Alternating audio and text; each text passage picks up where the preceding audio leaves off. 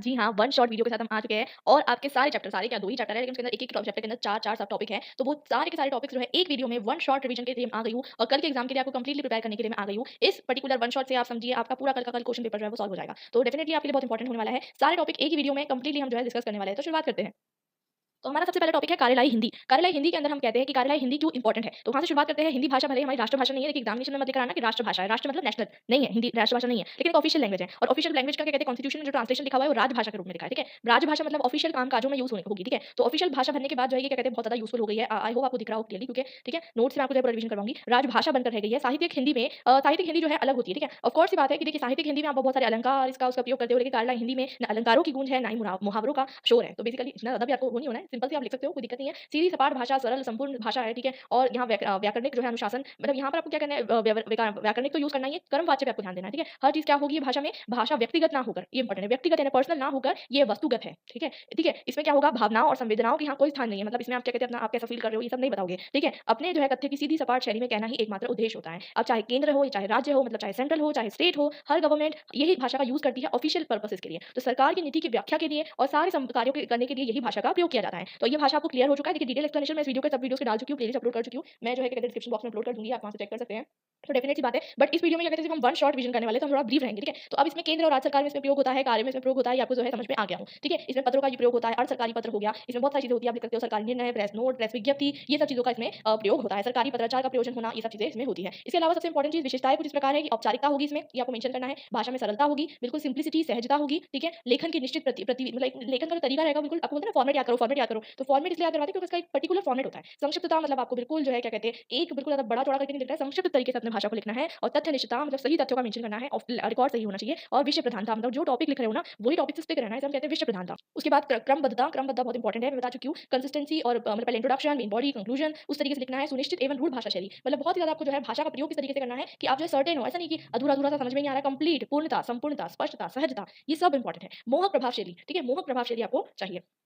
अब आजकल हिंदी का बहुत प्रयोग है, वैसे तो आप देख सकते हैं कि हिंदी क्या कहते हैं हम यूज़ कम कर रहे हैं, लेकिन हर जगह कार्यालयों में आपको जो है हिंदी का ही प्रयोग किया जाता है। डिफरेंट तरीके के प्रकार के पत्र जो है कार्यालय में प्रयोग होते हैं, जैसे कि सरकारी पत्र जिसे हम शासकीय पत्र कहते हैं। ये जैसे कि फॉर एग्जांपल केंद्र सरकार, राज्य सरकार के बीच या फिर आपस में जो 2 स्टेट है उनके बीच या सरकारी अधिकारियों और कर्मचारियों के बीच ये पत्रों का प्रयोग होता है। इसे हम शासकीय पत्र या फिर सरकारी पत्र कहते हैं। मतलब अगर कोई हायर अथॉरिटी है या फिर अगर आप जो है क्या कहते हैं अपने बॉस को कुछ लिख रहे हो या फिर अगर एक स्टेट दूसरे स्टेट को कुछ लिख रहा है, तो ये सरकारी पत्र या शासकीय पत्र है। मतलब अगर आप गवर्नमेंट ऑफिस में काम कर रहे हो, डिस्ट्रिक्ट कलेक्टर हो, ठीक है? आप जो भी पोजीशन पे काम कर रहे हो ना, वहाँ पर अगर आप लिख रहे हो या फिर केंद्र सरकार यानी सेंट्रल गवर्नमेंट आपको स्टेट गवर्नमेंट को लिख रही है, स्टेट गवर्नमेंट सेंट्रल गवर्नमेंट को लिख रही है या दोनों स्टेट गवर्नमेंट एक दूसरे को लिख रही है, तो इसमें यूज़ होता है। सरकारी पत्र का नमूना यानी ऑफ कोर्स बात है फॉर्मेट कुछ भी नहीं है, सब सेम ही रहेगा, कोई दिक्कत नहीं है। यहाँ पत्रांक आपको आ जाएगा, यहाँ पर आप भेज रहे हो तो आपका प्रेषक, उसका आपका नाम, आपका स्थान, ठीक है? ये मतलब यहाँ थोड़ा मिडल में भी आप लिख सकते हो, फिर आप सेवा में लिखोगे। अब मैं आपको ऑलरेडी फॉर्मेट समझा चुकी हूँ, सेवा में फिर आप प्रेषिका का नाम, फिर पदनाम, फिर पता, फिर यहाँ पर स्थान लिखोगे, फिर विषय लिखोगे, ठीक है? सिंपल सी बात है। फिर महोदय लिखोगे, महोदया लिखोगे, ठीक है? अगर फीमेल का नाम मेंशन किया गया, अगर आपको बोला गया कि इंडिया के प्रेसिडेंट को क्या कहते हैं पत्र लिखिए, अभी आप इंडिया के प्रेसिडेंट कौन है? फीमेल है, तो महोदया लिखना, ठीक है? और संलग्न मतलब आपको जो चीज़ संलग्न की है वो लिखना है, नाम और पदनाम लिखना है। यहाँ तक क्लियर है? उसके बाद अर्ध सरकारी पत्र, तो अर्ध सरकारी पत्र किसके लिए यूज़ होते हैं? जो अर्ध मतलब आधा, आधा सरकारी। अब आधा सरकारी मतलब एक कर्मचारी दूसरे कर्मचारी को लिखता है। जैसे आपके कलीग को आप लिख रहे हो, मैं आपको पहले बता चुकी हूँ। कार्यालयिक कार्यों के लिए आप लिख रहे हो, तो उसके लिए क्या होता है? आत्मीयता और व्यक्तिता का जो है थोड़ा-सा प्रदर्शन हो सकता है, लेकिन इसलिए इसे हम अर्ध सरकारी कह रहे हैं। इसमें आपको प्रेषक का नाम सब कुछ आएगा, वैसे ही आएगा। कार्यालय का पता, दिनांक सब कुछ आएगा, बस में प्रिय आएगा, ठीक है? क्योंकि आप थोड़ा-सा कलीग की तरफ जो होते हो, थोड़ा-सा इनफॉर्मल होते हो, ठीक है? यहाँ पर सब कुछ वैसा ही आएगा और उसमें आप थोड़ा नीचे सादर लिख सकते हो, इंस्टीड ऑफ राइटिंग और यहाँ शुभचिंतक भी लिख सकते हो आप, जो आपको लिखना है, ठीक है? फिर आप अपना नाम लिख सकते हो। फिर प्रारूपण तो मैं आपको बता चुकी हूँ, प्रारूपण यानी मसौदा लेखन, आलेखन या प्रालेखन भी कहते हैं, ड्राफ्ट राइटिंग। इसमें अगर बाहर से कोई क्या कहते हैं पत्र आता है, उसके बारे में आप अपने जो क्या लिखते हो, राय लिखते हो, एक तरीके से और फिर ये जो है क्या कहते हैं आप क्या करते हो, सामने वाले को फॉरवर्ड करते हो। तो ये आप इसलिए लिखते हो ताकि किसी भी पत्र पर आपकी जो मतलब फाइनली जो आपका कार्यवाही हो चुकी है और आपका फाइनल ड्राफ्ट रेडी हो चुका है, उसमें से साइन करनी है। इसे हम प्रारूपण कहते हैं, ठीक है? इससे पहले टिप्पणी लेखन होता है, वैसे तो मैंने आपको बता दिया था, अभी हम इसके बाद डिस्कस कर लेंगे। तो प्रारूपण पत्र का नमूना कैसा है? प्रेषक का नाम, पदनाम, पता, यहाँ पर पत्र क्रमांक आएगा, सेम वही रहेगा, पत्र का ही फॉर्मेट रहेगा। फिर आप लिखोगे सेवा में, ठीक है? सेवा में लिखोगे प्रेषित का पद जिसको आप भेज रहे हो, उसका विभाग, ठीक है? उसके बाद विषय लिखोगे। विषय की सिंपल सी बात है कि विषय जो है क्या कहते हैं आप जिस संबंध में लिख रहे हो, क्वेश्चन आएगा वही के वही लिख लेना, महोदया लिखना, फिर भवदीय लिखना, सिंपल सी बात है, कार्यालय पत्र की तरह ही है, सेम टू सेम कार्यालय पत्र की तरह। लेकिन आप सोचोगे इसमें क्या डिफरेंस है? तो आप बोलोगे डिफरेंस ये आ जाता है कि ये जो आप पत्र रेडी कर रहे हो ना, ये मतलब आपका ड्राफ्ट है, इस पे क्या कहते हैं जो साइन करेंगे वो कौन रहेंगे? जैसे कि समझ लीजिए कलेक्टर के आप असिस्टेंट हो, तो आप जो बोलेंगे कभी कलेक्टर बनाते हो, कभी असिस्टेंट, तो कलेक्टर के असिस्टेंट हो तो वहाँ पर जाकर आपका जो है ड्राफ्ट रेडी करके देना पड़ेगा कलेक्टर को, तो वो क्या कहते हैं फिर साइन करेंगे, तो फिर ये आप प्रारूपण तैयार करोगे, ठीक है? अब विज्ञप्ति तो आप किसी सरकारी या फिर अथवा गैर सरकारी भी कर सकते हैं, प्रतिष्ठान अपना निर्णय, अपना घोषणा, नीति या योजना या उन्होंने कुछ कंडक्ट करवाया है, तो उसके लिए वो लोग क्या करते हैं विज्ञप्ति तैयार करते हैं। तो वो विज्ञप्ति तैयार करते हैं तो उसके लिए जो है हमको विज्ञप्ति मतलब प्रेस रिलीज़ भी होता है, मैं बताऊँगी। तो उसमें क्या कहते हैं यूज़ होती है विज्ञप्ति। तो विज्ञप्ति का नमूना हम देख लेते हैं, ठीक है? मैंने आपको बताया था कि किस तरीके से देखिए यहाँ पर जो है विज्ञप्ति अलग-अलग विभाग मतलब आपको हो सकता है कि क्या कहते हैं प्रेस रिलीज़ जिसे हम कहते हैं कि डिफरेंट तरीके का फॉर एग्जांपल एक अथॉरिटी है उसने कुछ तरीके की चीज़ को पब्लिक करा तो उसके लिए इंपॉर्टेंट है। यहाँ पर आपको दिनांक लिखना बहुत ज़रूरी है, उसके पहले आपको यहाँ संख्या भी लिखना ज़रूरी है। एक संख्या मतलब आपका जो यूनिक पेज नंबर होता है वो, उसके बाद विज्ञप्ति की हेडिंग डालनी है, ठीक है? यहाँ नीचे हस्ताक्षर, नाम और पदनाम डालना है, ठीक है? उसके बाद अंदर आपको यहाँ पर कंटेंट लिखना है, ठीक है? तो ये आपको जो है क्लियर होना चाहिए। अब दूसरी बात यहाँ पर ये करते हैं कि यहाँ पर तो क्या आपकी विज्ञप्ति का क्लियर हो गया, अगर प्रेस विज्ञप्ति आती है तो उसका थोड़ा अलग है, ठीक है? प्रेस विज्ञप्ति अलग है, कंफ्यूज मत होना। मैं आपको पहले बता चुकी हूँ कि विज्ञप्ति क्या होती है। अगर आपको फाइनल ड्राफ्ट रेडी करना है, जैसे कि मतलब आप कैसे पब्लिश करोगे विज्ञप्ति, तो ये विज्ञप्ति हो गई। लेकिन प्रेस विज्ञप्ति में क्या करोगे, आप किसी को भेजोगे। अनलेस एंड अनटिल आप खुद पब्लिक ऑफिसर हो, तो आप किसी को भेजोगे। आप अगर सरकारी ऑफिसर हो, अगर आप गवर्नमेंट में काम कर रहे हो, तो डेफिनेट सी बात है कि आप जो है किसी को भेजोगे, किसी पब्लिक इन्फॉर्मेशन ऑफिसर को भेजोगे, ठीक है? वो आपकी जो विज्ञप्ति है, वो पब्लिश करेगा, तो आप उसको कुछ निर्देश भेजोगे उसके साथ, ठीक है? तो वो निर्देश भी आ जाएंगे प्रेस विज्ञप्ति में। मैं आगे बताती हूँ, क्लियर हो जाएगा। वैसे तो मैं एक्सप्लेन कर चुकी हूँ डिटेल में, आपने अपने सारे डिटेल वीडियोस नहीं देखे तो देख लीजिए। तो देखिए, प्रेस विज्ञप्ति में क्या होता है कि आपने सरकार द्वारा, आप समझ लीजिए अपने आप को मंत्री हो आप। मंत्री हो, आपने किसी पब्लिक इन्फॉर्मेशन ऑफिसर को कुछ भेजा, एक पत्र लिखकर भेजा, पत्र नहीं लिखना है, पूरा पत्र नहीं आएगा। उसमें आपने बोला कि आप जो है क्या कहते हैं, दी गई जानकारी की सूचना को आप क्या भेज रहे हो, प्रेस विज्ञप्ति को भेज रहे हो, ताकि आप वो जो है क्या कहते हैं पब्लिक कर सकें, ठीक है? तो अब देखी जाती है यहाँ पर, देखिए दिनांक, यहाँ पर आप दिनांक लिखोगे, ठीक है? उसके बाद आपको क्या करना है, मतलब यहाँ पे मैंने आपको बताया था एग्जाम्पल, मैं बता देती हूँ फिर से। तो आपको प्रेस विज्ञप्ति में कैसे लिखना होगा कि ये जो मतलब आपको कब कब प्रसारित करना है या प्रकाशित करना है, ये मेंशन करना है। तो आपको बताना है कि 20 तारीख को शाम 5 बजे से पहले प्रकाशित मत करना, ठीक है? मतलब आप वार्निंग दे रहे हो वैसे तो, क्योंकि बहुत इंपॉर्टेंट इन्फॉर्मेशन अगर गवर्नमेंट की लीक हो गई ना, तो बहुत दिक्कत हो जाती है। तो इसलिए यहाँ पर ये चीज़ बहुत इंपॉर्टेंट है। दूसरी चीज़ यहाँ पर जो है, विषय तो इंपॉर्टेंट है ही, और ये प्रेस विज्ञप्ति है, ये भी आप लिखना, आप जो है गृह मंत्रालय से बोल रहे हो, मतलब आप कोई मिनिस्टर हो, ठीक है? यहाँ पर आपने सब लिख दिया। उसके बाद आप नीचे क्या लिखोगे आपको पता है? यहाँ पर सबसे इंपॉर्टेंट चीज़ आप लिखोगे, मुख्य सूचना अधिकारी, पब्लिक इन्फॉर्मेशन ऑफिसर, समाचार पत्र सूचना कार्यालय, भारत सरकार, नई दिल्ली को ये विज्ञप्ति विस्तृत प्रचार तथा प्रसार हेतु प्रकाशनार्थ प्रेषित। मतलब आप बोलोगे इतना सारा क्या है? शॉर्ट में मतलब मुख्य सूचना अधिकारी, पब्लिक इन्फॉर्मेशन ऑफिसर, उसका जो कार्यालय है, उसका भारत सरकार से बिलॉन्ग करता है, पब्लिक इन्फॉर्मेशन ब्यूरो। तो उसको आप क्यों दे रहे हो ये पत्र? ये पत्र आप दे रहे हो, ये विज्ञप्ति क्यों दे रहे हो? प्रचार करने और प्रसार करने हेतु दे रहे हो, ठीक है? सिंपल लैंग्वेज में भी लिख सकते हो। इतना आखिरी आखिरी में जो है मैं आपको आगे वाला नमूना दिखाया था मैंने आपको, ठीक है? सिंपल लैंग्वेज में भी लिख सकते हो कि मुख्य सूचना अधिकारी, प्रेस सूचना ब्यूरो, नई दिल्ली के पास विज्ञप्ति जारी करने तथा इसे विस्तृत रूप से, ठीक है? विज्ञप्ति जारी करने हेतु इसे विस्तृत रूप से प्रचारित करने के लिए प्रेषित। मतलब आपने इसको क्यों दिया? ताकि वो आपका प्रचार कर सके, ठीक है? सिंपल सी बात है, कोई डिफिकल्ट सी बात इसमें है नहीं।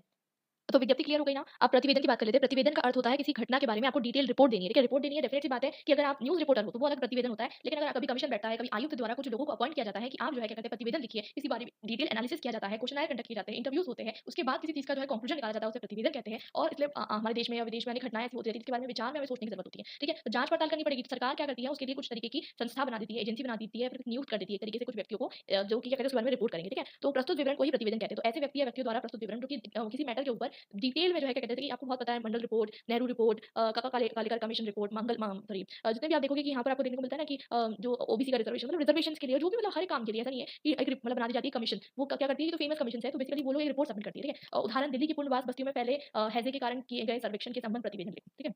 तो कोई बीमारी फैल गई, अभी कोविड फैल गया, तो उसके लिए रिपोर्ट, तो साइंटिस्ट को बैठा दिया जाएगा, स्पेशलिस्ट के रिपोर्ट थोड़े डिटेल होते हैं, ठीक है? अलग अलग रिपोर्ट हो सकते हैं, उसकी प्रक्रिया क्या होती है। सबसे पहला प्रकरण होता है संबंध विषय का गहन। तो सबसे इंपॉर्टेंट कि किस विषय में आपको लिखना है, वो इंपॉर्टेंट है। दूसरी चीज ये होती है अध्ययन, आपको उसके ऊपर करना होता है। वैसे तो आपको एग्जाम में क्या कहते हैं लिखने के लिए अगर आएगा, तो आपके पास उसके लिए नॉलेज नहीं रहेगी, आप तो शैलो शैलो लिखोगे, छोटा छोटा लिखोगे। बट प्रतिवेदन डिटेल में जो एक्चुअली में किया जाता है, वो रिसर्च करा जाता है, इंटरव्यू किया जाता है, रिपोर्ट बनाई जाती है, बहुत टाइम लगता है। आपको तो बहुत सिंपली लिखना है, ठीक है? अब यहाँ पर क्या करना है, दूसरी चीज़ हमें जो है उद्देश्यों के अनुरूप कार्य प्रक्रिया की रूपरेखा बनाना है। मतलब आप जो काम कर रहे हो, उसे क्या आप निकालना चाहते हो, कंक्लूजन निकालना चाहते हो, कुछ फाइंडिंग्स निकालोगे, वो बहुत इंपॉर्टेंट है। इसमें जो भी आप डेटा का यूज़ करते हो ना, इसके लिए आपको हमेशा जो है ना, इसके लिए क्या यूज़ करना है, आपको आँकड़ों का यूज़ करना है। मतलब आप कहाँ से यूज़ कर रहे हो, उसका रेफरेंस दीजिए, उसका टेबल दीजिए, उसका एपेंडाइसिस दीजिए, लास्ट में देना है, ठीक है? आपने इतने सारे लोगों से मिलकर अपना बात जो है बनाई, तो उसका क्या कहते हैं, जितने लोग थे उनका क्वेश्चन आया, उनकी आइडेंटिटी लगाना है, ठीक है? सारी कागज़ातों को आपको शामिल करना है और सारी चीज़ों को आपको वहाँ पर कलेक्ट करना है। ये हो गया प्रतिवेदन। तो प्रतिवेदन की क्या उपयोगिता है? तो सबसे इंपॉर्टेंट चीज़ आजकल जो है प्रतिवेदन की बहुत ज़्यादा इंपॉर्टेंस होती है। तो ऑफ कोर्स सी बात है, हर चीज़ के लिए रिपोर्ट बनाई जाती है, ठीक है? चाहे वो व्यक्ति द्वारा हो, चाहे समिति द्वारा हो, और विभिन्न ज्ञात अज्ञात तथ्यों की जानकारी, सर्वेक्षण ये सब भी किया जाता है और निष्कर्ष निकाला जाता है। उसके बाद हम देखेंगे कि जनहित को ध्यान, मतलब ऑफ कोर्स सी बात है, कुछ-कुछ जो रिपोर्ट है पब्लिश होती है, पब्लिक में कुछ नहीं होती, थोड़ी-सी कंट्रोवर्शियल होती है ना, तो वो नहीं करते पब्लिश, ठीक है? जब भी कोई विषय, मामला, मुद्दा सामान्य जनता का विरोध होता है, तो उसे आप विवादास्पद विषय की छानबीन करना आवश्यक हो सकता है, ठीक है? बहुत सारी रिपोर्ट्स ऐसी होती है जो कंट्रोवर्शियल होती है। ऐसी स्थिति में ही प्रतिवेदन की जरूरत पड़ती है। सरकारी, अर्ध सरकारी, गैर सरकारी कार्यालयों और संस्थाओं में छोटी-बड़ी अनियमित या गड़बड़ी आ गई है किसी चीज़ की, एनुअल रिपोर्ट्स भी निकलती है कंपनीज़ की, ठीक है? तो उनकी रिपोर्ट भी आवश्यकता बनी रहती है। तो अगर आपको इंपॉर्टेंस आया कि प्रतिवेदन का क्या इंपॉर्टेंस है, तो आप इस तरीके से लिख देना। तो अब समझ लेते हैं व्यावसायिक हिंदी के बारे में, ठीक है? आपको प्रतिवेदन क्लियर हो चुका है ना? ठीक है, मैंने आपको समझा दिया डिटेल में। अब व्यावसायिक हिंदी के बारे में पढ़ लेते हैं। तो व्यावसायिक हिंदी के अंदर जो है, आपको पता है कि बिज़नेस लैंग्वेज यूज़ होती है, ठीक है? ये बिज़नेस में यूज़ होती है, मतलब क्या होता है कि अक्सर जो है औद्योगिक क्रांति के बाद, मतलब इंडस्ट्रियल रिवॉल्यूशन के बाद बताने की कोशिश की जा रही है, अंतर्राष्ट्रीय तथा बहुआयामी हो गई है, मतलब हर जगह यूज़ होती है और वस्तु के उत्पादन से लेकर उपभोक्ता तक पहुँचने तक। ऑफ कोर्स सी बात है, ठीक है, रॉ मटेरियल कहाँ से आता है? एक बिज़नेस हाउस दूसरे बिज़नेस हाउस को आजकल ऑर्डर लिख के भेजते हैं कि इतना इतना मटेरियल चाहिए, इतना यार्न चाहिए, इतना कॉटन चाहिए, फिर इतना कपड़ा बनता है, फिर उसकी डाई होने जाती है, अलग-अलग स्टेट में घूमता है, उसके बाद मार्केट में जाता है, फाइनल क्लोथ के रूप में, बहुत लंबी प्रोसेस है। तो वो जो है क्या कहते हैं, उपभोक्ता तक पहुँचने से पहले बहुत सारी गतिविधियाँ वाणिज्य के अंतर्गत आती है, वाणिज्य है। ऑफ कोर्स सी बात है, आपका जो बिज़नेस है, कॉमर्स है, छोटे-छोटे ग्रामीण बाज़ार, मंडियों से लेकर बड़े-बड़े तक के, मतलब ज़रूरी नहीं हर छोटा-छोटा मार्केट क्यों ना हो या बड़े से बड़ा क्यों ना हो, हर दुकान में बिल्टी आती है, रिसीप बनता है, उनका बिज़नेस चलता ऐसा ही है कि पता चलता है कि कहाँ से कितना आ रहा है, कितना लेन-देन है, वो सब चीज़ें। उस समय हिंदी का प्रयोग कर रहे हैं, हिंदी मतलब लैंग्वेज का तो प्रयोग करना ही है, और हिंदी क्योंकि हमारे इंडिया के अंदर बहुत इंपॉर्टेंट है, इसलिए हम उसको यूज़ करते हैं, ठीक है? दूसरी चीज़ ये है कि व्यावसायिक हिंदी के अंतर्गत आता है, ठीक है? साथ-साथ आपको बहुत सारी चीज़ों के लिए आप व्यावसायिक हिंदी का प्रयोग करते हो, चाहे आप यातायात के लिए करिए, व्यापार के लिए कीजिए, ठीक है? सरकारी, अर्ध सरकारी, कभी-कभी बिज़नेस जो है, बिज़नेस गवर्नमेंट भी करती है। गवर्नमेंट कैसे करती है? स्टेट ओन्ड इंडस्ट्रीज़ होती है गवर्नमेंट की, वो भी बिज़नेस भी करती है, ठीक है? बीमा हो गया, बैंक हो गया, ठीक है? बहुत सारी चीज़ें जो है ना सरकार भी करती है, कुछ सेमी गवर्नमेंट होती है, कुछ प्राइवेट होती है, तो डेफिनेट सी बात है। अब यहाँ पर जो है हिंदी भाषा क्षेत्र में वाणिज्य व्यापार संबंधी क्रियाकलापों समाज के विभिन्न वर्गों से रहता है। ऑफ कोर्स सी बात है कि देखिए जो बिज़नेस होता है, बिज़नेस का रिलेशन सबसे होता है, ठीक है? बिज़नेस ऐसा नहीं है कि मतलब अकेला-अकेले में नहीं हो जाता बिज़नेस। बिज़नेस करने के लिए आपको सबसे जो है कहीं न कहीं एक साथ कनेक्ट होना पड़ता है और मूल्य का भुगतान, भुगतान की रसीद, मोल भाव हर चीज़ इसमें आ जाती है। ऑर्डर मँगाना, ऑर्डर देना हर चीज़ इसमें आ जाती है, ठीक है? तो ये बहुत इंपॉर्टेंट होने वाला है। व्यावसायिक हिंदी क्या है? व्यावसायिक हिंदी का प्रयोग क्या है? तो आप पूरा डिटेल में लिखोगे कि और उद्योग में यूज़ होती है ये हिंदी, ठीक है? भारतीय समाज में वाणिज्य व्यवसाय की संपर्क भाषा के रूप में हिंदी का स्थान कई शताब्दियों से बना हुआ है, ठीक है? तो बिज़नेस में हम अक्सर जो है हिंदी का प्रयोग करते हैं यूजुअली, ठीक है? क्योंकि हमारी मातृभाषा है। मोस्टली इंडियंस को हिंदी आती है, ठीक है? तो इसलिए हम क्या कहते हैं यूज़ करते हैं हिंदी का। अब देखिए व्यावसायिक पत्र का भी इसमें प्रयोग होता है। तो व्यावसायिक पत्र की बात करें तो व्यावसायिक पत्र का महत्व क्या होता है? तो समय की बचत होती है, सबसे इंपॉर्टेंट चीज़। आराम से आप पत्र भेज सकते हो, पैसे की बचत हो रही है, आपस में बिज़नेस हाउस जो है रिलेशनशिप बना के रख रहे हो, उद्योगों में निकटता आ रही है निकटता आ रही है सॉरी। विवाद की स्थिति में प्रमाण होते हैं, जैसे कि अगर किसी ने बोला मैंने तो 100 ऑर्डर मंगाए थे ₹10 के हिसाब से, तुमने तो ₹20 के हिसाब से भेज दिए। तो सबूत होता है ना, प्रमाण होता है। माल या सामग्री को बेचने में सहायक होते हैं, सबसे इंपॉर्टेंट चीज़, क्योंकि माल का खरीद-फरोख्त कैसे होगा? एक इंसान इंडिया में बैठा है, एक पाकिस्तान में बैठा है। होता है बहुत बार क्या कहते हैं हमारा इधर-उधर से मटेरियल आता है, सप्लाई, एक्सपोर्ट, इम्पोर्ट सब चलते रहता है। तो फिर उसको करने के लिए सबसे ज़रूरी है कि आप क्या करो? क्या करो? आप पत्र का प्रयोग करो। वैसे तो आजकल पत्र ऐसा चिट्ठी में नहीं जाता है, वैसे तो आजकल जीमेल में जाता है, ऑफ कोर्स सी बात है। और इसकी आपकी ब्रांचेज़ बढ़ती जाती है, व्यापारिक शाखा बढ़ती जाती है और आपका जो है बिज़नेस ग्रो होता जाता है और विवाद या भ्रम का निवारण होता है, मतलब निवारण होता है। ऑफ कोर्स सी बात है कि विवाद वगैरह नहीं होता, डिफिकल्ट नहीं होता आपको और उसके बाद प्रचार या विज्ञापन में देखिए प्रचार या विज्ञापन में भी आपको जो है क्या कहते हैं मदद मिलती है इससे। तो बहुत सारे इसके एडवांटेजेज़ हैं, आपको कोई पूछेगा व्यवसायिक हिंदी के क्या एडवांटेजेज़ है, इतने सारे एडवांटेज लिख कर आना, बहुत अच्छे मार्क्स मिलेंगे। व्यावसायिक पत्र का उद्देश्य क्या होता है मैंने आपको बता दिया। व्यवसाय में वृद्धि करना, ग्राहकों की वृद्धि मतलब क्या कहते हैं ऑफ कोर्स बिज़नेस बढ़ाना है और क्या कहते हैं ग्राहकों की कभी-कभी प्रॉब्लम सॉल्व करना, ठीक है? अपनी शाखा बढ़ाना, ग्राहकों की शिकायतें सॉल्व करना, ग्राहक ने आपको शिकायत लिखी है, उधार वापसी के लिए लेन-देन करना, ठीक है? बहुत सारी चीज़ों के लिए जो है ऑर्डर देना, ऑर्डर लेना, बहुत सारी चीज़ों के लिए यूज़ होती है। अब व्यावसायिक पत्र के अगर हम प्रारूप के बारे में देख लीजिए तो आपको मैं पहले समझा चुकी थी वैसे तो। एक बार फिर से बता देती हूँ प्रारूप के अंदर आपको हमेशा एक लेटर हेड मिलता है, लेटर हेड के अंदर आपको लिखना पड़ता है, आपका ऊपर कंपनी का नाम, आपका नीचे एड्रेस, आपका कंप्लीट एड्रेस आता है, उसके बाद फिर नीचे आपको दिनांक मेंशन होती है, टेलीफोन नंबर, आपका कॉन्टैक्ट एड्रेस, उसके बाद जो है क्या कहते हैं आप कहाँ से बिलॉन्ग करते हैं, उसके बाद आपका नीचे जो है क्या आएगा सबसे इंपॉर्टेंट चीज़ सामने वाले का एड्रेस, विषय लिखोगे आप, ठीक है? विषय लिखोगे, फिर लिखोगे प्रिय महोदय, इसमें प्रिय का यूज़ कर सकते हो क्योंकि अगर आप सामने वाले को जानते हो बहुत टाइम से, अगर नहीं जानते हो पहली बार पत्र लिख रहे हो तो मत करना, ठीक है? और हम आपके द्वारा प्रकाशित इन पुस्तकों का ऑर्डर देना चाहते हैं, इस तरीके से कंटेंट लिखना है, बहुत डिटेल में लिखना है, अच्छे से लिखना है, शॉर्ट में भी होना चाहिए, डिटेल भी होना चाहिए। कैसे? मतलब आपके मतलब हम आपके क्या कहते हैं इन पुस्तकों से चाहते हैं आपको मँगाना, आप हमें इसका जो है क्या कहते हैं प्राइस बता दीजिएगा और कब तक आप डिलीवर कर पाओगे इतना बता दीजिएगा। तो ये इतना सब कंप्लीट इन्फॉर्मेशन लिखनी है। उसके बाद भवदिया, ठीक है? उसके बाद आपका नाम और सब आप कौन हो, आप प्रबंधक हो, क्या हो, आपको बताना है। अब सामने से अगर आपको रिप्लाई आ गया तो भी आपको पत्र लिखना पड़ेगा। तो वस्तु खरीदने के लिए भी कैसा पत्र लिखोगे सबसे इंपॉर्टेंट ये जो बड़ी वाली हेडिंग है ना इसको थोड़ा बड़ा-बड़ा डालना है आपको, ठीक है? सबसे इंपॉर्टेंट इसको बड़ा-बड़ा डालना, छोटा-छोटा मत डालना और इसमें नीचे छोटा-छोटा उसका एड्रेस डालना, ठीक है? ये एड्रेस के नीचे भी डाल सकते हो, कोई यहाँ डालने की ज़रूरत नहीं है और telephone number, mobile number, Gmail ID सब डाल देना, ठीक है? आज के टाइम पे आप सब डाल सकते हो और सबसे इंपॉर्टेंट ये पत्र क्रमांक डालना, नहीं डालोगे ना मार्क्स कट जाएँगे। पत्र क्रमांक बहुत इंपॉर्टेंट है, वो डाल देना। उसके बाद क्या कहते हैं किसको एड्रेस कर रहे हो वो डालना, उसके बाद क्या कहते हैं विषय डालना, ठीक है? विषय डालना, आप उनको विषय डालना, फिर उसके बाद प्रिय महोदय मतलब माल मँगाना है, ऑर्डर देना है, तो आपका कन्वर्सेशन चल रहा है, तो उस कन्वर्सेशन के कंटिन्यूएशन में आप ये भेज रहे हो, तो आपको फॉलो अप लेटर की तरह इसको भेजना है 234 दिन बाय 23 दिनांक 2 जनवरी 2023 इस तरीके से हम इसको आपके इस पर्टिकुलर पत्र के अंदर जो है हम आपको लिख रहे हैं। तो ये आपको मेंशन करना है कि इसके फॉलो अप में आप जो है लिख रहे हो, ठीक है? तो निम्नलिखित माल आप तुरंत सवारी गाड़ी से भेजने का कष्ट करें, ठीक है? इतनी-इतनी पुस्तक भेजना है, सब लिखना है आपको और माल अच्छे से पैक करके भेजना, पॉलिथीन का एक्स्ट्रा चार्ज मत लेना, ठीक है? और बिल्टी भेज देना ऐसा-वैसा मतलब बहुत कुछ चीज़ें हैं, पेमेंट कैसा होगा, हर चीज़ क्लियर होना चाहिए वहाँ पर। डेफिनिट सी बात है, क्लियर नहीं रहेगा तो कैसा चलेगा? तो आपने लिख दिया कि मतलब आपको माल जो है तुरंत चाहिए मतलब आपने जो डेडलाइन बताई है तब तक के चाहिए, ठीक है? उसके बाद भव्य लिखना बहुत ज़रूरी है, फिर आपका नाम, पता, नीचे एक सिग्नेचर आप कर सकते हो। पता नहीं लिखना, पता ऊपर-ऊपर सब है, नाम आपका और कौन हो आप, मतलब आपका डेजिग्नेशन क्या है, ठीक है? प्रबंधक हो, क्या हो, वो सब लिखना इंपॉर्टेंट है। खत्म, इतनी सी कहानी थी। आपको कुछ भी लिखने के लिए आ सकता है कल, ठीक है? प्रतिवेदन लिखने आ सकता है, टिप्पणी लिखने आ सकता है, कार्यदायी पत्र लिखने आ सकता है ये मैंने आपको बताया व्यावसायिक पत्र लिखने आ सकता है और बहुत कुछ आ सकता है। मैं आपको फिर दिखा देती हूँ, तो कुछ भी आ सकता है, ठीक है? आप ऐसा सोचो कि अधूरा-अधूरा पढ़कर जाओ तो नहीं चलेगा। वीडियो सारे अपलोडेड है प्लेलिस्ट में, सारे में शॉर्ट में मैंने सब कुछ एक्सप्लेन कर दिया है, सब कुछ पढ़ सकते हो, ठीक है? कुछ छोड़ना है तो छोड़ दीजिएगा बट आपको जो है लिखने के लिए कुछ भी आ सकता है। तो कार्यदायी हिंदी और व्यावसायिक हिंदी मैंने समझा दिया था, टिप्पण प्रारूपण भी समझा दिया, सब कुछ समझा दिया है। प्रतिवेदन भी लिखने आ सकता है, विज्ञप्ति लिखने भी आ सकता है। स्वरवत्य मतलब क्या कहते हैं आपका बायोडाटा लिखने भी आपको आ सकता है। सूचना के अधिकार के लिए लेखन आ सकता है, कार्यदायी और व्यावसायिक पत्र लिखने आ सकता है। मैंने आपको दोनों चीज़ें समझा दी ना, कार्यदायी और व्यावसायिक पत्र कैसे लिखना है और उसके बाद मैं आपको बाकी टॉपिक जो है वो कवर कर लेती हूँ। तो टिप्पणी के बारे में देख लेते हैं। टिप्पणी किसे कहते हैं? टिप्पणी सिंपल सी बात है, कोई बड़ी बात नहीं है। आपके पास कोई लेटर आता है, ठीक है? उसके बारे में आप कुछ रिमार्क लिखते हैं, नोट लिखते हैं, उसके बाद वो नोट जो है फॉरवर्ड होता है, इसको हम टिप्पणी कहते हैं। सिंपल सी बात है। तो एक आपके पास कोई फाइल आई, ठीक है? उसको निपटाया आपने निपटाया, ठीक है? जल्दी काम निपटाने के लिए आपने कुछ रिमार्क डाला, फिर आपका रिमार्क पढ़ के दूसरे ने कुछ काम किया, इसे हम टिप्पणी कहते हैं, ठीक है? इसे हम नोटिंग भी कहते हैं, ठीक है? टिप्पणी का अर्थ होता है टिप्पणी लिखने का कार्य। इस प्रकार टिप्पण जैसे क्या आता है ना आपको शॉर्ट नोट्स लिखने के लिए एग्जाम में वैसे ही। तो आपको क्या करना है, जिस भी पत्र अगर आपके पास आया, कोई पत्र आया, उसको आपको क्या करना है, शॉर्ट नोट में लिखना है। अब इसकी विशेषताएँ क्या होती है? आपको ऑफ कोर्स सी बात है, मैंने शॉर्ट नोट बोल दिया तो लंबा तो होना नहीं चाहिए, विस्तृत नहीं होना चाहिए। जितना संभव आप रख सकते हो संक्षेप रखो और उतना आप जो है संक्षेप इसको रख सकते हो। उसके बाद इसमें जो है कोई भी टिप्पण मूल पत्र पर नहीं लिखा जाना चाहिए। जो आपके पास पत्र आया है ना, उसको संलग्न करते हैं और अलग से कोई शीट को यूज़ करके वहाँ लिखते हैं, ठीक है? टिप्पण में कोई भी पत्र का खंडन करना हो मतलब जैसे कि फॉर एग्जाम्पल जैसे कि जो पत्र आया है उसके प्रति जो है आपको जो है तटस्थ रहना है, मैं आपको पहले बता चुकी हूँ। तटस्थ रहना मतलब आपको जो है इम्पार्शियल रहना है। आपको जो है क्या कहते हैं ऐसा नहीं कि कोई गलत व्यू रखना है, वो सामने वाला इंसान है, तो आपको कोई गलत व्यू नहीं रखना है। आपको जो है क्या कहते हैं इम्पार्शियली उसका फैसला मतलब उसके बारे में राय बनानी है और फिर वो नोट जो है आपका इंपॉर्टेंट रहेगा क्योंकि उससे हायर अथॉरिटी जो है फैसला लेगी। क्रमबद्धता होनी चाहिए, क्रमबद्धता मतलब एक तरीके से बिंदु हर चीज़ में होने चाहिए, बिंदु से जो है क्या कहते हैं पूरी तरीके से डिवाइडेड होना चाहिए पैराग्राफ्स।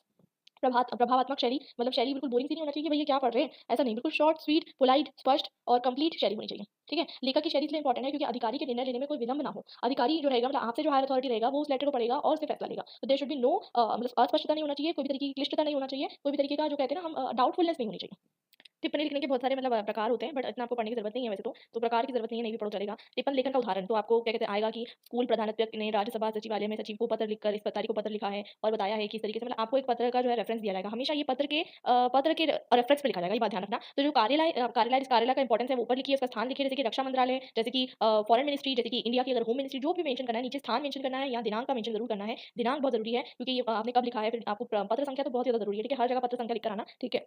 विषय जो है, विषय बहुत इंपॉर्टेंट है कि इस विषय में आप लिख रहे हो वो इंपॉर्टेंट है और ये पत्र जो है डैश डैश डैश के इसने इसको भेजा था, उसने उसको भेजा था, ये सब लिखना है। थोड़ा-सा डिस्क्रिप्शन देना है, शॉर्ट डिस्क्रिप्शन देना है, ऐसा नहीं लगना चाहिए कि आपने सब कॉपी कर लिया, बिल्कुल नहीं। आपका मन से जो है वो आना चाहिए कि केवल जो है एक साथ केवल 25 छात्र ही जो है उपस्थित हो पाएँगे ऐसा-वैसा, तब आपको देना है और नीचे फिर क्या कहते हैं आपको अपना नाम, पता और क्या कहते हैं फिर फाइनली आपको लास्ट अपना कंक्लूजन देना है। तो हमने ये सब डिस्कस कर लिया, कार्यदायी हिंदी डिस्कस कर लिया, व्यावसायिक हिंदी, टिप्पण, प्रारूपण, प्रतिवेदन और विज्ञप्ति। अब स्वरवृत्तीय लेखन यानी बायोडाटा लेखन शॉर्ट में डिस्कस कर लेते हैं, सूचना के अधिकार के लिए लेखन डिस्कस कर लेते हैं। कार्यदायी और व्यावसायिक पत्र मैंने डिस्कस ऑलरेडी कर लिया, सरकारी अर्ध-सरकारी कार्यालय में और व्यावसायिक पत्र तो मैंने आपको बता ही दिया, तो वो ईज़ी है और क्या कहते हैं फिर ये वाला जो लास्ट वाला एक बार डिस्कस कर लेंगे। तो 1, 2 एंड 3 तो फाइनली आपका चैप्टर खत्म हो जाता है। तो बायोडाटा के लिए मैं आपको समझा चुकी हूँ, एक नौकरी के लिए लिखा जाता है, विवाह के लिए लिखा जाता है। इसमें आपको सब कुछ आपका मेंशन करना होता है, पर्सनल इन्फॉर्मेशन यहाँ पर सबसे पहले आपको नाम से शुरुआत करनी होती है। ठीक है, डिटेल में तो मैं समझा ही चुकी हूँ, बिल्कुल शॉर्ट में समझा रही हूँ। नाम लिखना है, पिता का नाम लिखना है, डेट ऑफ बर्थ लिखना है, वैवाहिक स्थिति, आपका मैरिटल स्टेटस, अविवाहित हो, अविवाहित लिखना है, वर्तमान पता, स्थायी पता यानी परमानेंट एड्रेस लिखना है। उसके बाद शैक्षिक योग्यता मतलब आपको एक टेबल बनाना है, जिसमें आपको क्या कहते हैं परीक्षा आपने कौन सी दी, बोर्ड कौन सा था और मार्क्स कितने आए और कौन से ईयर में दी वो सब लिखना है। मैट्रिक दिया, उच्चतम न्यायालय बोल रही हूँ, उच्चतम माध्यमिक मतलब क्या कहते हैं हायर सेकेंडरी, सेकेंडरी सब कुछ लिखना है। उसके बाद कौन से ईयर में दिया, 3-3 साल का गैप प्रॉपर्ली कर देना, 10th के बाद 12th में 2 साल का गैप, फिर ग्रेजुएशन 3 साल का गैप, ठीक है? और किसमें जो है क्या कहते हैं आपको मतलब बहुत अच्छे मार्क्स आए आपका वो क्या है, सब चीज़ें स्किल्स क्या है आपकी वो सब इंपॉर्टेंट है। आपने क्या-क्या अच्छे-अच्छे काम किए हैं, वो सब आपको देना है। फिर विवाह हेतु तो डेफिनिटली आपको जो है सब सेम रहेगा, बस थोड़ा-सा आपकी तारीख एक्स्ट्रा रहेगी। मतलब आपको जाति गोत्र मेंशन करना है तो कर सकते हो, अगर आप फॉलो करते हो। नहीं करते हो तो कोई दिक्कत नहीं है। कद जो है, कद मेंशन करिए, ठीक है? उसके बाद है ना क्या कहते हैं, कुछ लोग जन्म स्थान भी माँगते हैं, कुंडली निकालते हैं, जन्म तिथि भी माँगते हैं, ठीक है? ऐसा मतलब माँगते हैं, वो तो उन लोगों के ऊपर है। सब माँ, भाई सबका नाम, ठीक है? तो ऐसे में तो नाम की ज़रूरत नहीं पड़ती, लेकिन उनमें जो है नाम की ज़रूरत पड़ती है। कौन विवाहित है, कौन नहीं विवाहित है, वो क्या करते हैं, उनका सब कुछ, ठीक है? सारा इन्फॉर्मेशन और जन्म कुंडली बताया जा रहा है, यहाँ देना ज़रूरी नहीं है, आप थोड़ा-सा मॉडर्न हो गए हो, तो ऐसी चीज़ें नहीं करनी चाहिए आपको। उसके बाद रंग कैसा है, गोरा है, ये सब भी आपको नहीं करना चाहिए। वज़न भी लिखते हैं कुछ लोग इतना है, तो वैसा सब आपको नहीं करना चाहिए, ठीक है? उसके बाद ये सब चीज़ें आप जो है लिख सकते हो, नहीं लिखना है तो कोई बात नहीं, ठीक है? अब ये सब चीज़ें आप लिखकर कंप्लीट कर लेना, ईज़ी सा है सर्वोत्तम लेखन। बस इसमें इतना बात का ध्यान रखना कि हमेशा ये कंप्लीट होना चाहिए, पूर्ण होना चाहिए। इसमें इतना बड़ा आपका आत्मकथा नहीं लिखना है कि मुझे क्या अच्छा लगता है, मुझे क्या नहीं अच्छा लगता है, ये सब नहीं करना है। शॉर्ट एंड स्वीट होना चाहिए, प्रभावी होना चाहिए, इंप्रेसिव होना चाहिए, चाहे आपको वैवाहिक रूप के लिए लिखना हो, चाहे आपको नौकरी के लिए लिखना हो, ठीक है? व्यक्ति को कोई पुरस्कार, नकद या कुछ मिला है, सम्मान-वम्मान तो ज़रूर लिखिए, ठीक है? व्यक्ति को जिन भाषाओं का ज्ञान है, लैंग्वेजेज़ आपको कौन-सी आती है, वो लिखिए। कंप्यूटर का युग है, तो कंप्यूटर में आपको कौन-सी स्किल्स आती है, वो लिखिए और साथ-साथ आपको मैंने बताया तकनीकी स्किल्स, कोई विशेष आपको टेक्निक स्किल्स आती है, वो लिखिए और आवेदन के समय अगर व्यक्ति कहीं कार्य कर रहा है, तो वो लिखना है, प्रीवियस एक्सपीरियंस कितने साल का है, वो लिखना है। रेफरेंसेस नीचे बहुत इंपॉर्टेंट होते हैं, वो ज़रूर लिखना और शैक्षिक योग्यता का विस्तृत विवरण देना है आपको और ये सब चीज़ें आपको करनी है वैवाहिक जो है उद्देश्य से। अगर आप लिख रहे हो तो लोगों का कद या रंग भी आप लिख सकते हो, ज़रूरी नहीं है, ठीक है? आजकल के लोग थोड़ा मॉडर्न हो गए, रंग इंपॉर्टेंट नहीं है, तो ये थोड़ा-सा ओल्ड है, फिर भी आपको लिखना है तो लिख सकते हो, ठीक है? उसके बाद आप देख सकते हो कि आपको हाथ से नहीं बनाना है, टाइप करना है, आजकल टाइप रहते हैं बहुत सारी चीज़ें और अक्षरों का नाम आपका थोड़ा बड़ा लिखना है, बाकी सब चीज़ें थोड़ी छोटी-छोटी लिखनी है और उसके बाद जो है इतनी छोटी लिखनी है कि दिखे नहीं, ठीक है? तो प्रॉपर्ली लिखनी है, सफेद कागज़ से बनाना है, ज़्यादा उसको डेकोरेट नहीं करना है, उसके अंदर जो लिखा हुआ है ना वो इंपॉर्टेंट है, बाकी कागज़ व्हाइट होना चाहिए। इसका कोई आकार नहीं होता, ठीक है? कभी बहुत बड़े देखने को मिलते हैं, जैसे कि सीवी वगैरह में बहुत बड़े होते हैं, ठीक है? सारी चीज़ें संलग्न करनी होती है, जैसे कि 10th की मार्कशीट, 12th की मार्कशीट, सब कुछ संलग्न करना होता है, तो कभी-कभी बहुत बड़े हो जाते हैं, ठीक है? और ज़्यादातर ऐसा होता है आस-पास जो है मार्जिन खींचना बहुत ज़्यादा ज़रूरी हो जाता है। अस्पष्ट सूचना आपको इसमें नहीं देनी होती है, ठीक है? तो I hope it's clear to you कि कैसे आपको स्वरपत्र लिखना है। तो सूचना के अधिकार के लिए पत्र समझ लेते हैं। राइट टू इन्फॉर्मेशन एक्ट आपको पता है 2005 में आपको प्रोवाइड किया गया था, जिसमें आप कार्यालय से, सरकार से, गैर सरकार से, चाहे सीबीएसई से या फिर दिल्ली यूनिवर्सिटी से, किसी से भी आप जो है डिमांड कर सकते हो। क्या डिमांड करना है आपको? आपको इन्फॉर्मेशन डिमांड कर सकते हो, अपनी मार्कशीट मंगा सकते हो। मुझे कमेंट सेक्शन में करके बताना कभी आपने आरटीआई से कुछ मंगाया है? नहीं, मैंने तो मंगाया है, तो आप मुझे बताना। तो आरटीआई के थ्रू आप कोई भी इन्फॉर्मेशन मांग सकते हो सिर्फ ₹10 में, ठीक है? और अगर आप बीपीएल के अंदर हो तो ₹10 भी आपको नहीं देने हैं। तो बहुत ईज़ी सा होता है, फॉर्म भरना होता है आपको, 30 दिन के अंदर आपको मिल जाएगा। इसका एक फॉर्मेट होता है, पत्र की तरह ही होता है, ठीक है? आपको लिखना होता है सेवा में अधिकारी या फिर जन सेवा अधिकारी, जन सूचना अधिकारी जो आप लिखना चाहो। विभाग का नाम लिखना होता है, विभाग का पता, विषय मतलब आपको सिर्फ इतना ही लिखना होता है। सूचना अधिकारी के अंदर, सूचना अधिकार के अंदर आपको जो है आरटीआई एक्ट के अंदर अंतर्गत ये जानकारी चाहिए और फिर आपको अपनी जानकारी क्या चाहिए वो बतानी होती है और बताते हो आप कि ₹10 का पोस्टल ऑर्डर मैंने डाल दिया है, ठीक है? और या फिर अगर मैं बीपीएल हूँ, तो मेरा बीपीएल क्रमांक ये है, ठीक है? और माँगी गई सूचना जो है दे दी जाए, मुझे जल्द से जल्द प्रोवाइड की जाए और उसके बाद आप बताते हो और साथ-साथ मतलब जैसे कि प्रावधान है, मतलब प्रावधान क्या बताता है कि आपको फर्स्ट अपीलेट अथॉरिटी का नंबर मिलना चाहिए। प्रथम अपील अपील अधिकारी का नाम व पता आपको अवश्य मिलना चाहिए। तो अधिनियम के प्रावधानों के तहत सूचना उपलब्ध करवाते समय आपको प्रथम अपील अधिकारी का नाम और पता अवश्य जो है बताया जाए, आप सिग्नेचर करके दे देते हो। इसे हम कहते हैं सूचना के अधिकार में पत्र। एग्जाम्पल देख लेते हैं। तो सेवा में लोक सूचना अधिकारी, ठीक है? कुछ नाम नहीं दिया गया अधिकारी का तो लोक सूचना अधिकारी लिख देना। उसमें विभाग का नाम तो दिया ही होगा किसको लिख रहे हो, फिर विभाग का पता भी दिया होगा, नहीं पता है तो एक्स वाई जेड लिख देना। विषय जो है सूचना के अधिकार अधिनियम 2005 के तहत आवेदन, ठीक है? सूचना के अधिकार अधिनियम 2005 के तहत आवेदन। तो महोदय, महोदय लिखना है, मैंने आपके विभाग में डैश तारीख को डैश के लिए आवेदन किया था। मतलब मैंने आपको इस तारीख के दिन, ये तारीख के दिन इस चीज़ के लिए आवेदन किया था। इसमें आप अगर आपको प्रथम अपील लिखने के लिए आया, मतलब जब आपको रिस्पॉन्स नहीं मिलता ना या फिर अगर आप सैटिस्फाइड नहीं होते हो, तो उस चीज़ के बदले आप एक और बार पत्र लिख सकते हो। तो वो आपको जो है आपने जो लास्ट पत्र लिखा था, उस पत्र का रेफरेंस देना है, ठीक है? तो आपके मैंने क्या कहते हैं मतलब क्या कहते हैं आपके ऑफिस में मैंने क्या किया था, इस तारीख को जो है आवेदन किया था, ठीक है? और आवेदन की प्रति जो है आप संलग्न करोगे, साथ-साथ लगाओगे, अटैच करोगे। लेकिन अब तक मेरे आवेदन का जो है संतोषजनक मतलब आप सैटिस्फाइड नहीं हो, कदम नहीं उठाया गया है, ठीक है? तो वो आपको देखिए इसमें क्या होता है, अगर आप माँगोगे ना तो आपके आवेदन पर की गई प्रतिदिन की कार्रवाई अर्थात दैनिक प्रगति रिपोर्ट भी उपलब्ध करवाई जा सकती है। सोचिए मतलब कितना बड़ा है कि आपको क्या कहते हैं जो भी काम आपके उसमें किया गया है, किस ऑफिसर ने किया है, क्या काम किया है, वो सब आपको दिलवाना आपका अधिकार है। ये आपको पता नहीं होता है, बहुत ज़रूरी है। राइट टू इन्फॉर्मेशन से आप करप्शन हटा सकते हो, गवर्नमेंट से आप डिमांड कर सकते हो वो इन्फॉर्मेशन जो गवर्नमेंट आपको नहीं देना चाहती, तो आप डिमांड करके करप्शन हटा सकते हो। तो आपको ज़रूरत है आप डिमांड करिए तो वो आपको बोलेंगे कि ये काम आपको करना है, हर अर्थात हर रोज़ क्या-क्या काम हुआ है वो चीज़ के ऊपर आप माँग सकते हो। और मेरा आवेदन किन-किन अधिकारियों के पास गया है तथा किस अधिकारी के पास कितने दिनों तक रहा है और इस दौरान उन अधिकारियों ने उस पर क्यों कार्रवाई की, पूरा विवरण उपलब्ध करवाइए। सोचिए इतना सारा। विभाग के नियम के अनुसार मेरे आवेदन पर अधिकतम कितने दिनों में कार्यवाही पूरी हो जानी चाहिए थी? क्या मेरे मामले में उपरोक्त समय का पालन किया गया है? इतने सारे क्वेश्चन आप पूछ सकते हो। कृपया उन अधिकारियों के नाम तथा पद बताएँ जिन्होंने मेरे मतलब क्या कहते हैं जिन्होंने मेरे आवेदन पत्र पर कार्रवाई करनी थी, लेकिन उन्होंने कोई कार्रवाई नहीं की। ठीक है? सोचो डरा रहे हो आप, वार्निंग दे रहे हो, हाँ? अपना काम ठीक से ना करने और जनता को परेशान करने वाले इन अधिकारियों के खिलाफ क्या कार्रवाई की जाएगी? ये कार्रवाई कब तक की जाएगी? तो मतलब आप पूरा उनको क्या कहते हैं जेल में डलवाने का सोच रहे हो। आई मीन टू से कि इसमें क्या कहते हैं बहुत क्योंकि आरटीआई के अंदर 30 डेज़ के अंदर आपको रिप्लाई देना बहुत ज़रूरी होता है। तो आप पूछ रहे हो कि किस-किस के पास गई, किसने कितना टाइम लगाया, किसको क्या कहते हैं कार्रवाई करनी थी, लेकिन उसने नहीं की, उसका सबका जवाब पूछ रहे हो, उनको जवाब देना पड़ेगा। अब मेरा काम कब तक पूरा होगा और मैं ₹10 जमा कर रहा हूँ, ठीक है? और बीपीएल कार्ड अधिकारी हूँ तो मैं मतलब नहीं जमा करूँगा वो भी आप लिख सकते हो, ठीक है? Simple and sweet. तो इसके साथ हमारा ये सब हो चुका है, सिर्फ एक लास्ट टॉपिक छोटा-सा बचा है। सब कुछ कर लिया हमने, सूचना के अधिकार के लिए लेखन कर लिया। किसी व्यावसायिक कार्यक्रम के संबंध में प्रेस विज्ञप्ति आपको तैयार करनी है। शॉर्ट में बता दूँगी कैसे तैयार करनी है। तो या तो क्या होता है कार्यक्रम जो होता है वो होने वाला होता है या तो हो गया है। दोनों भी केसेस में प्रेस विज्ञप्ति होती है, तो आपको लिखना कैसे होता है कि ऊपर हेडिंग लिखनी होती है ताकि लोगों को अट्रैक्ट हो सके। साहित्य अकादमी द्वारा नई दिल्ली में ऐसा लगाया गया, वैसा लगाया गया, मतलब मेरा लगाया गया था, वहाँ पर क्या कहते हैं कॉम्पिटिशन हुए, ऐसा-ऐसा लिखना होता है। फिर आपको नीचे डेट लिखनी होती है, डेट बहुत ज़रूरी होती है। उसके बाद आप जो है लिखते हो कि साहित्य अकादमी द्वारा आज जो है ऐसा-ऐसा लगाया गया, वैसा-वैसा लगाया गया। ये सब चीज़ें मतलब आप जो डायरेक्ट फाइनल वाला लेटर लिख रहे हो ना कि कैसे जो है किसको मतलब क्या कहते हैं फाइनल लिख रहे हो कि इसको डायरेक्ट डायरेक्ट पब्लिश हो जाएगा ये, तो वो वाला आप लेटर लिख रहे हो। तो इसमें आपको क्या होगा, पहले तो आप कैची सी हेडलाइन डालोगे, ठीक है? उसके नीचे दिनांक लिखोगे, फिर लिखना शुरू करोगे और फिर लास्ट में आपका नाम जो है यहाँ पर आ जाएगा। आपके हिसाब से कंटेंट देना है, कोई इसमें दिक्कत नहीं है, ठीक है? और यहाँ पर आपका नाम और क्या कहते हैं पता पता नहीं सॉरी आपका डेजिग्नेशन आना चाहिए सबसे इंपॉर्टेंट चीज़। तो इसमें क्या कहते हैं नाम पता नहीं होता और ना इसमें किसी को संबोधित किया जाता है क्योंकि ये आम जनता को संबोधित किया जाता है, ये न्यूज़पेपर में छपता है। सारे के सारे इसके जितने भी आप पहले तो चैनल को सब्सक्राइब कर दीजिएगा। अगर आपको वीडियो अच्छा लगा मुझे लाइक एंड कमेंट करके बताना और साथ-साथ इसके सारे नोट्स, सारे पीडीएफ, सारी चीज़ें अपलोड हो चुकी है टेलीग्राम चैनल पे। आप जॉइन कर सकते हैं, लिंक डिस्क्रिप्शन बॉक्स में है और अगर आपने डिटेल डिस्क्रिप्शन नहीं देखे वीडियो में क्योंकि आपको आंसर पूरे डिटेल में लिखने हैं, तो वो आप देख सकते हैं और क्या कहते हैं उसकी लिंक मैं डाल चुकी हूँ डिस्क्रिप्शन बॉक्स में। ठीक है? तो मिलते हैं हमारे नेक्स्ट वीडियो में। Till then bye and happy learning. I wish you all the best for your exam tomorrow. Bye bye.